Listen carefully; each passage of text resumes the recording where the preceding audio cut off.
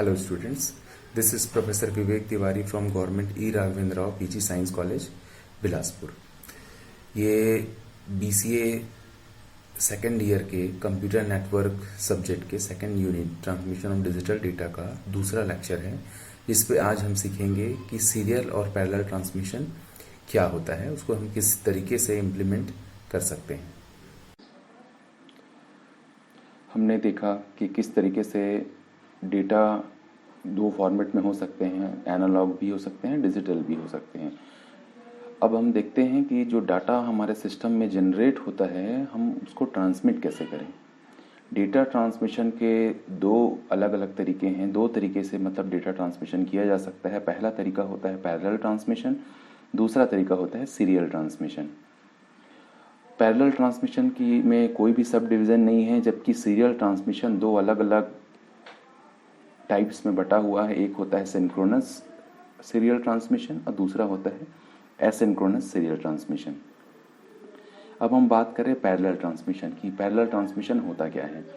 Generally जो हमारा common हम डाटा जनरेट करते हैं कंप्यूटर्स में, वो मेमोरी में डिजिटल फॉर्मेट में स्टोर होता है और बेसिकली एक ग्रुप ऑफ बिट्स के फॉर्मेट में स्टोर होता है।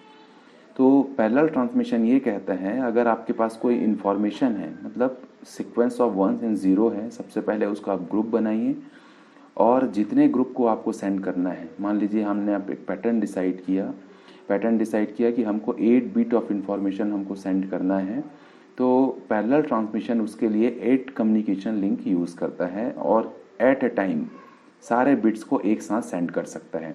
जैसे इस इमेज में देखिए, सेंडर ने एक बिट जनरेट किया, 8 बिट जनरेट किया हुआ है। इसके लिए हर बिट के लिए एक सेपरेट कम्युनिकेशन लाइन है। मतलब अगर हमको 8 बिट सेंड करना है तो उसके लिए 8 डिफरेंट लाइन्स हैं, 8 डिफरेंट चैनल्स हैं। हर बीट का अपना एक सेपरेट चैनल है। उस चैनल पे सिर्फ वही बीट ट्रांसमिट होगा और वो बीट पैरेलली एक साथ ट्रांसफ़र होकर रिसीवर तक पहुंच जाता है। तो ये हो गया पैरेलल ट्रांसमिशन का बेसिक मैकेनिज्म। इसका सबसे बड़ा फ़ायदा है कि स्पीड। अगर आप 8 बिट को ट्रांसफ़र करने के लिए 8 चैनल्स यूज़ कर रहे हैं, डेफिनेटली डेडिकेटेड चैनल्स हैं, तो स्पीड बहुत ही हाई होगी, कोई इंटरप्शन नहीं होगा और बहुत फास्टली जो बिट स्ट्रीम है सेंडर से रिसीवर तक पहुंच जाएगा। अब इसका जो मेन डिसएडवांटेज है वो है कॉस्ट।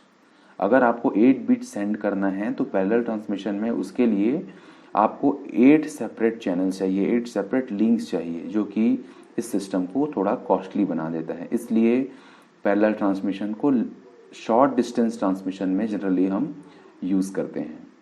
अब हम देखते हैं कि सीरियल ट्रांसमिशन किस तरीके से होता है। सीरियल ट्रांसमिशन मिलने का मतलब है हमारे पास सिर्फ एक ही चैनल होगा, एक ही लिंक होगा और हमारे पास जो भी बिट स्ट्रीम्स हैं उसको हम 1 बाय 1 उस लिंक में सेंड करेंगे। अब इस इमेज में देखिए, हमारे पास सेंडर है, रिसीवर है और एक और नया टर्म यहाँ पे हमको दिख रहा है, पैरेलल सीरियल कन्वर्टर। ये इसलिए है क्योंकि हमारा जो सिस्टम है, हमारा जो मशीन है, डेस्कटॉप है, कंप्यूटर सिस्टम है, वो डेटा जनरेट भी करता है डिजिटल फॉर्मेट में, कंज्यूम भी करता है डिजिटल फॉर्मेट में। मतलब जो भी डाटा हमारे सिस्टम में जनरेट होगा वो डिजिटल फॉर्मेट में होगा।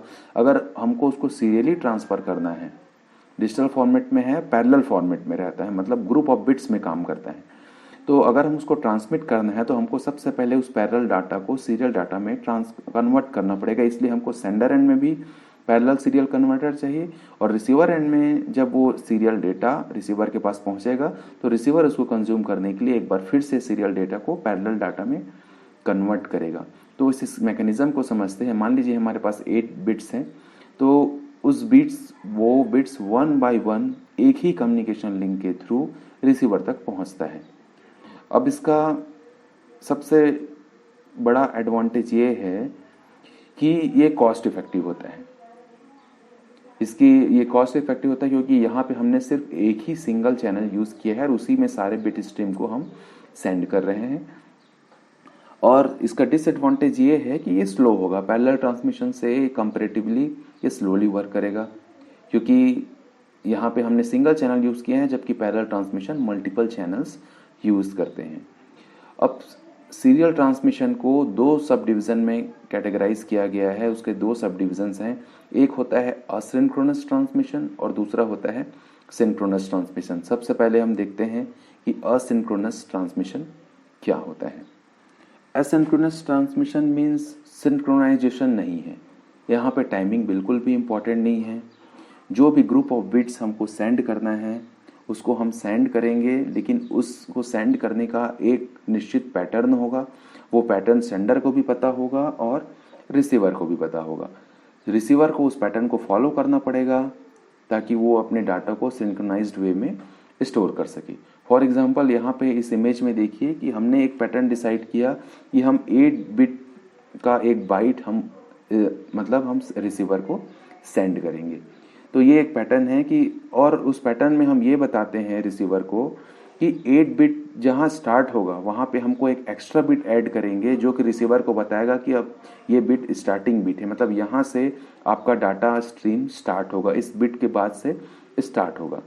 इसी तरीके से उस 8 बिट मतलब 1 बाइट के बाद में एक एडिशनल बिट 1 ऐड करते हैं जिसको हम बोलते हैं स्टॉप बिट। वो रिसीवर को बताता है कि अब यहाँ पे आपका डाटा स्ट्रीम एंड हो चुका है। अब एग्जांपल के तौर पे समझिए, मान लीजिए हमारे पास कोई 8 बिट का एक डाटा स्ट्रीम है, उसको रिसीवर को हमको भेजना है। हमने क्या किया, उस 8 बिट स्ट्रीम के स्टार्टिंग में एक additional bit start bit 0 add कर दिया और दूसरा एडिशनल बिट 1 ऐड कर दिया एंड ऑफ द ट्रांसमिशन में। जैसे ही पहला 0 रिसीवर देखता है वो ये समझ जाता है कि अब हमारे पास डेटा आने वाला है।